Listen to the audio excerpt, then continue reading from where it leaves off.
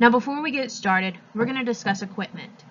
Getting started, you'll want to make sure that you have a clean, pre-washed calf, free of manure, bedding, and tangles, a grooming chute for restraint purposes, and an air blower, and this can be used like the single unit above, or a double blower if you're more advanced. And finally, you'll want a Scotch comb, and you'll use this to help comb the hair forward. You're going to want to start off by placing your calf in the grooming chute.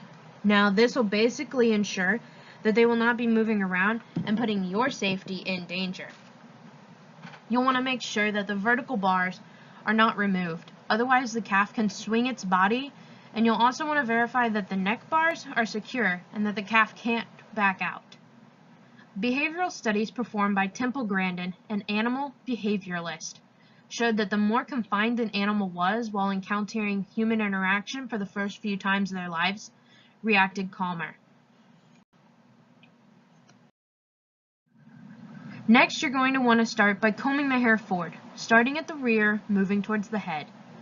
You can use the red arrows as a directional reference, and this process may seem redundant since you're just going to turn around and blow the hair that way, but by getting deep down into the hair with the comb, you are guiding the follicles from the root, which helps promote hair growth. And you'll do this process on both sides of the calf before you even pick up the blower.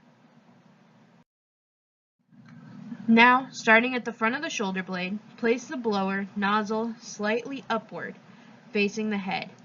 But you're going to want to avoid hitting the eyes or the nose or the ears, because this could end up making your calf freak out. Now begin drying in a forward direction, moving up and down before moving backward and beginning the second strip. You can again use the red lines as a guide reference, where the straight line represents the start of the shoulder blade. Using the same method of an up and down pattern, work your way down the calf, taking your time and making sure that the majority of the water is coming out as you proceed. Once you have finished blowing out the entire side, ear to rear, the final step will be to return to the head on the opposite side and repeat the process again. If the hair is too damp when you put your calf away in the pen, it'll encourage hair loss. And this is proven by a study that was conducted by North Carolina State University.